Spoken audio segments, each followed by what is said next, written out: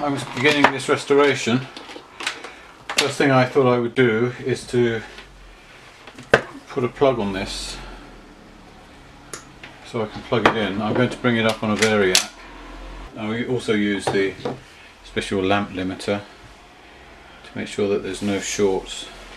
So if you get one of these machines, you need to check the polarity, how it's wired up. Mine came with this little plug on it. The problem with this is you can put this plug into an adapter either way, which means that you could have the live running down one wire to the place where it's supposed to be, which is this terminal, or if you put this around the other way, the live electricity will be running down the other wire, and it will connect to here, which in turn is connected to the chassis, which means if you touched the chassis in any way, you'd have got a nasty shock. So how is this wire organized so that you can tell which side is which? Well, if you look very closely, and you have to look very closely, the side of this wire is smooth and the side of the other wire has a line running down it. It's sort of serrated all the way around, whereas this one has a few serrations and then it goes smooth as it goes around the side and it starts to have serrations again. So this is how this is done. Now if I take a continuity tester and I touch one terminal to this side and the other terminal to the chassis, you see you have continuity there. If I do this side, you don't.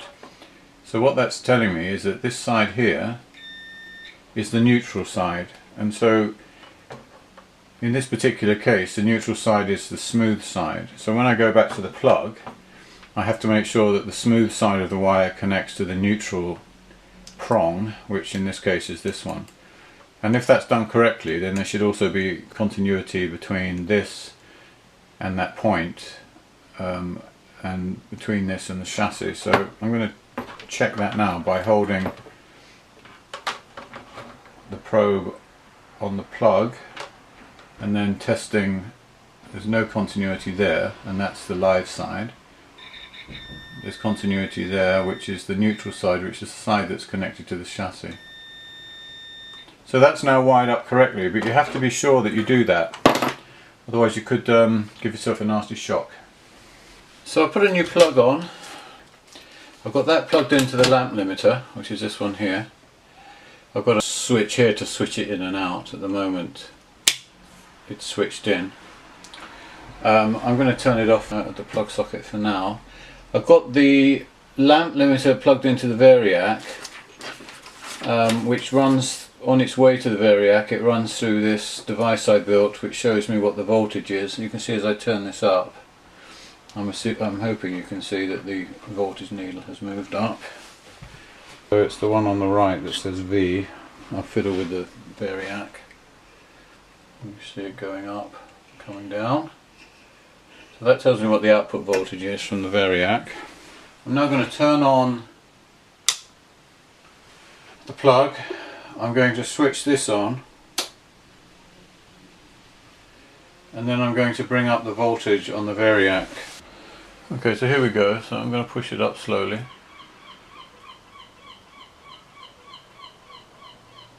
50 volts at the moment.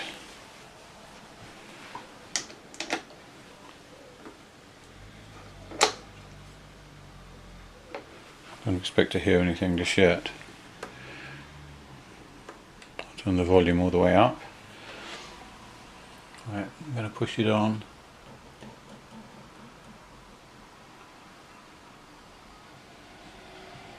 About 80 volts.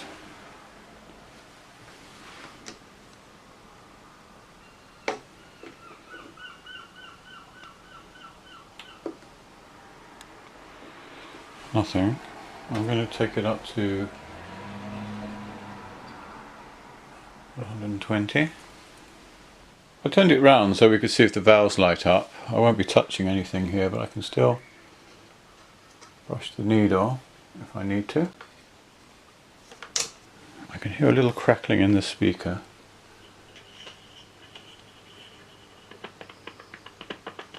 There we go. I've got a little bit of sound. Take it up to 220. I've got 220 volts now. I can see a little bit of glow in the tubes.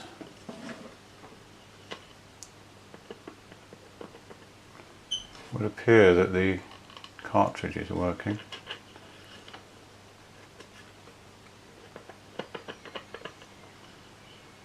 Okay. There's a little bit of crackling. I think this would obviously benefit from changing a few components. So the first thing I'm going to do is to remove the 3 wires from the motor.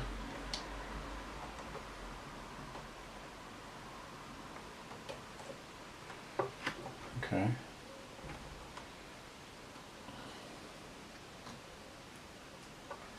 That was the wire from the cartridge came off with it. So there's one.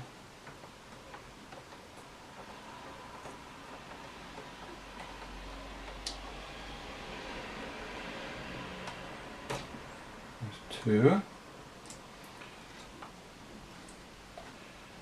So the brown one goes to the center terminal, which is attached to this large item here, some sort of resistor or something. I'm not sure what that is.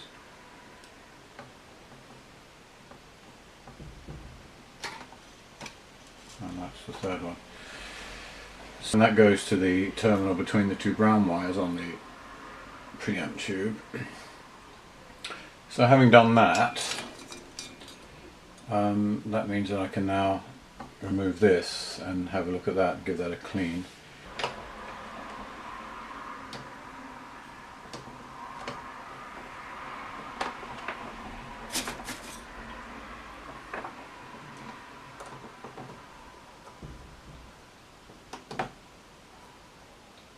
I'm testing this electrolytic cap that came out of the record player.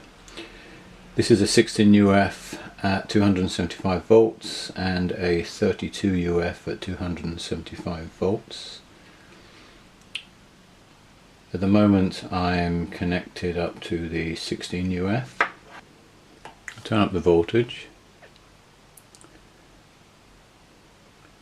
You can see this magic eye opening up, which means that the capacitor is good. I'm at 200 volts, it's looking good. 250, still looking good. And 275. So that one side of the capacitor is fine, so I'm going to turn the voltage down. Let's switch this over.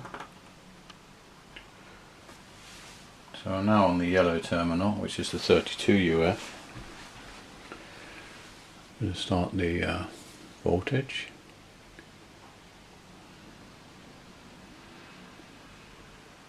Up to 50, still opening.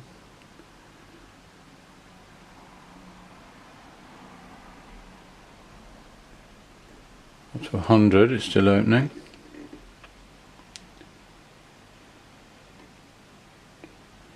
200, it's still open. 250, 275. So the magic eye hasn't closed up. The indication is that that capacitor is fine. There's nothing wrong with it. I'm going to test its ESR on the ESR meter and see how that comes out. I've connected this capacitor up to this peak meter. I'm going to test it. It says the capacitance of the side that is the 32 UF has gone up to 40 UF. The ESR, which is a measurement of how healthy the capacitor is very low. It's only 0.42 ohms, so that's really low. I'm going to switch this over to the other side. Now we're looking at the 16 UF side of the can. That's reading at 20 UF with a ESR of 0.64. So the ESR values are very low, but the capacitance has gone up. It's a difficult one because ideally I'd like the capacitance to be close to what it's supposed to be. Now, for example, if I connect this new one up, this is a 33 UF, which could replace the 32 UF. It's rated at 450 volts. If I connect that up, you can see the capacitance is 33, so it's lower, but the ESR is 2 ohms, which is quite high. But I think with these modern components, they don't make them that well. Here we have a tube amp doctor, which is a fairly expensive capacitor. This one is the 16 UF at 475 volts. When that's connected up, you see its capacitance is 16.1, which is very good, but the ESR is 3.2, which is quite high. So this is obviously a core. What do? You put the old one back with a slightly higher capacitance and the lower ESR, which I think would probably make it, there'd be less hum in the amp. It's a core, really. I think I might go ahead and put this one back, just for the hell of it, and have a listen and see how it sounds. Now this, for example, that's a 25 volt DC. When I connect that up, that's 50 UF. That's reading at 73, so that's really gone high, with an ESR of 1.23. So I am replacing this one. So I've soldered in this resistor here, the capacitor back there, and I've cleaned the switches. There's an access point here for the switch on this side, and then there's this tiny notch here for this one. I have soldered the cam back. You can see the 2 wires there and the ground plug.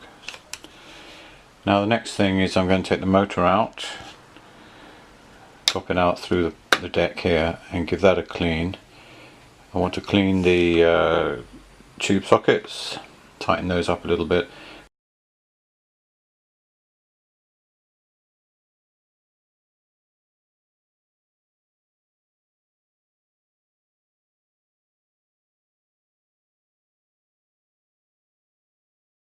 So I'm taking the motor apart. I've taken this circlip off, followed by this washer.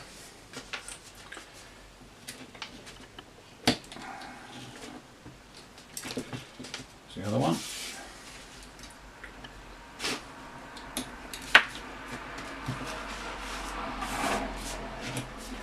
Once you've done that, the motor comes off, and you've got access to this for cleaning and greasing.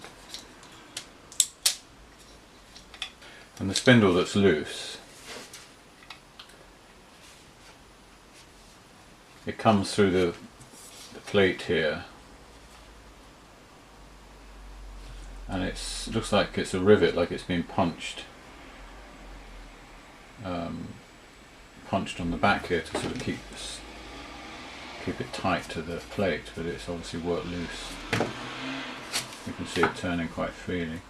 So somehow whatever slack that is there, I can feel it moving under my thumbnail, that needs to be squashed down to keep this firm again so that the platter's not wobbling about. I used this other screwdriver that fitted better, managed to get this out.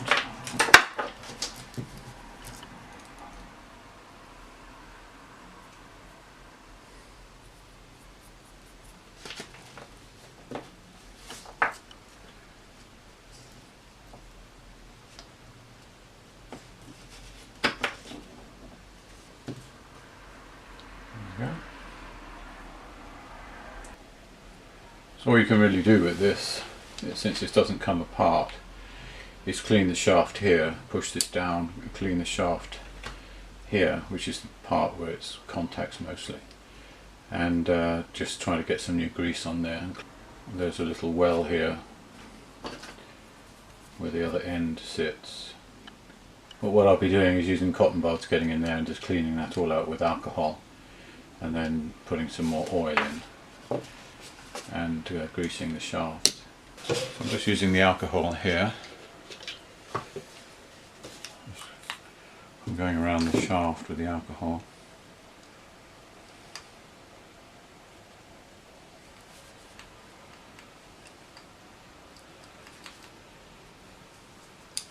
Cleaning off the old grease.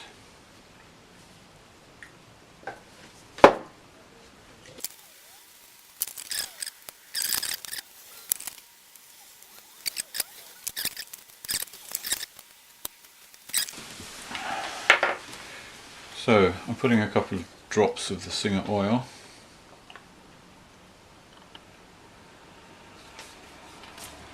Press that in there.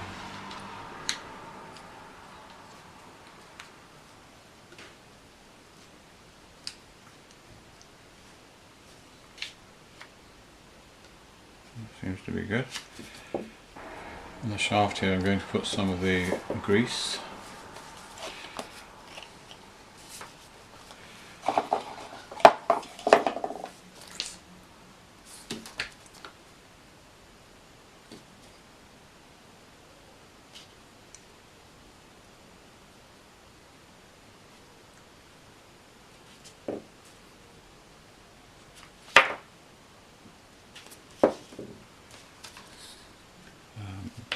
This has to go, these things are what's mounting to the bottom of the plate, and this has to stick up through the plate, so this must go on the top.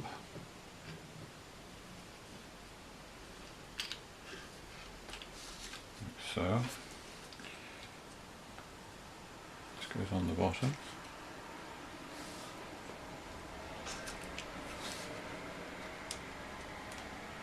There we go.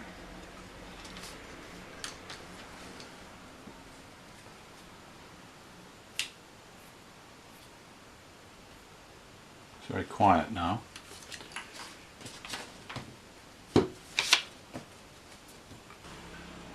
So I've got this back together now. I took the idler wheel off.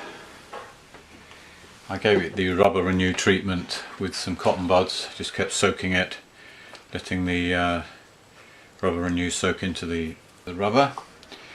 I reassembled the motor after cleaning it, mounted it back on the plate. I've greased all this.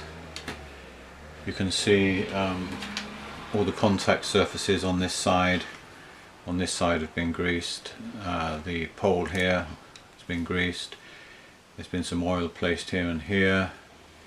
Basically anywhere you can see that there's contact has had some grease applied. This spindle is pretty solid now. I put this in a vise and with a punch just hammered down on the rivet, sort of folded the metal over, flattened the rivet actually, and that seems to be alright. I don't think that this is a particularly strong post. I got a feeling that it's probably one of the weaker aspects of the design, but it's solid now, so we'll see how long it lasts. So here it is, I got it back together. Got a new LP needle for it on eBay. The 78 needle was fine. This mat here is also from eBay. They're made by Crosley, or Crossley. I'm not sure how you pronounce that, but they make those portable record players quite cheaply. They're not very good, but they are the only turntable mat that will come close. It's just a couple of millimeters short.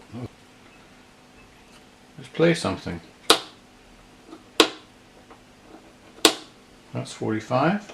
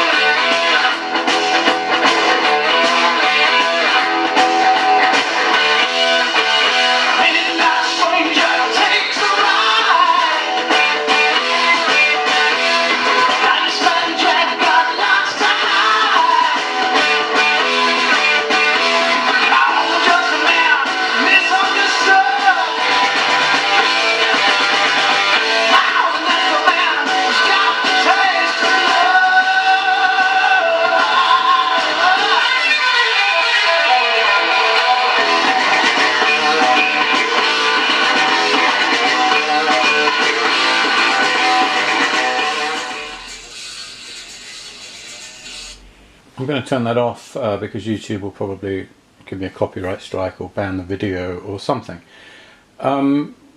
Pretty loud, and the cartridge works very well, the new needle works good, and I was able to find the turntable platter mat. So all in all, I was quite pleased with the restoration. I'll probably sell it on eBay or give it to somebody. It was really just something I wanted to see if I could fix, since it was so cheap. I cleaned all the case up. I just used hand soap and a toothbrush and a kind of absorbent sponge tech type thing to get the water off it. So it came up pretty good. Given its age, all the dirt came off. The handle, which was black, all the dirt came off with the hand soap and a toothbrush. That came off pretty good. I paid, let me think, £6 for it. That was all I paid for this, which was, you know, it was all covered in dust, and the guy had been hawking it about for a while, I think. And I said, it doesn't have a turntable mat, you know, and he was like, oh, okay. Well, what will you give me? And I said, £6. And he said yes. Mud, glorious mud, nothing quite like it for cooling the blood. So follow me down to the hollow, where we can all wallow in glorious mud. Little harmony for you folks. The fair hippopotami aimed to entice. Yes, he did. From a seat on a hilltop above, as she hadn't got a